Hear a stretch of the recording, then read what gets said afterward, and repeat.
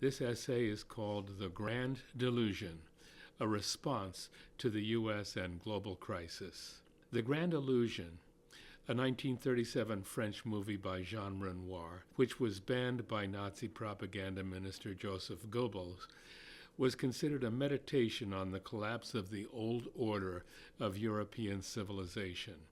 The plot focused on a sentimental upper-class illusion that gentlemen on both sides of the lines subscribed to the same code of behavior. The current situation of both the United States and Europe is more like delusion. Both U.S. President Trump and the leaders of Western Europe are engaged in a many-faceted delusion of both themselves, their media, their country's populations, and anyone else who can be deceived.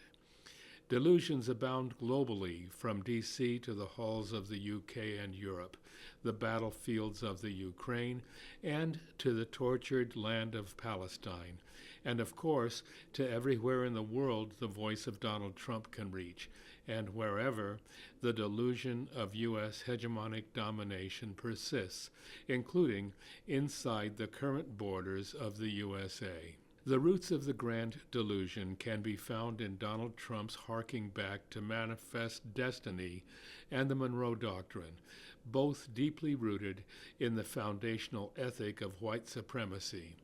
Manifest Destiny means European settlers were sent from heaven to civilize inferior people, and if those people resist, heaven's hosts are justified to subdue them.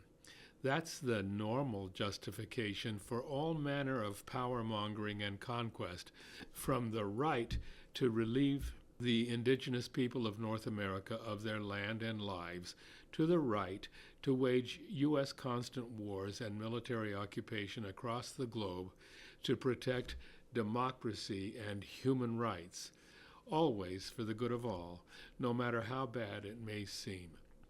This helps to explain the wholehearted official U.S. support for Zionist apartheid, making it seem logical that anyone who would oppose it must be anti-Semitic. The Monroe Doctrine can be considered a functional expression of Manifest Destiny, the geohistorical right of the United States to dominate the entire Western Hemisphere.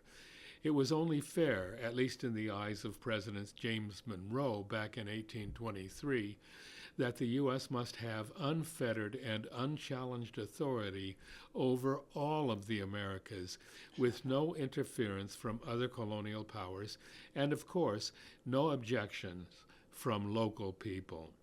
Today, it's a message to China to butt out instead of helping countries in Latin America.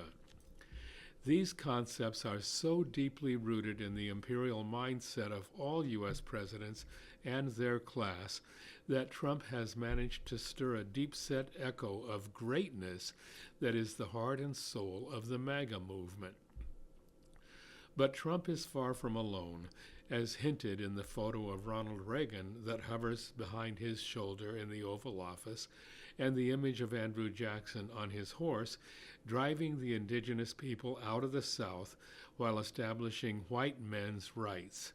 It explains Trump's fascination with William McKinley, who used tariffs to protect U.S. manufacturers and factory workers from foreign competition, and who pushed to take over Spain's far-flung empire at the dawn of the 20th century. The same mindset can explain Trump's recent efforts to defend white South Africans from a land reform program designed to get that country's land back for its native population, an effort close to the heart of Elon Musk, who was born to a prominent family, that is to say, a prominent white family, in South Africa, and left there in 1989 as the apartheid regime there was being toppled. This impassioned determination to protect white rights gets an echo in the current campaign against DEI, diversity, equity, and inclusion, which can be considered a reversal of the main gains of the historic civil rights movement, led by Dr. Martin Luther King in the 1950s and 60s. It also infuses the attacks and sweeps against migrants, many of whom came for refuge to the lands of historic Mexico, now Texas, New Mexico, Arizona, Colorado, and California, which were taken over by U.S. slaveholders desperate for more land through the U.S.-Mexico War in the mid-19th century. All this makes it easier to understand Trump's attitude towards the Palestinians.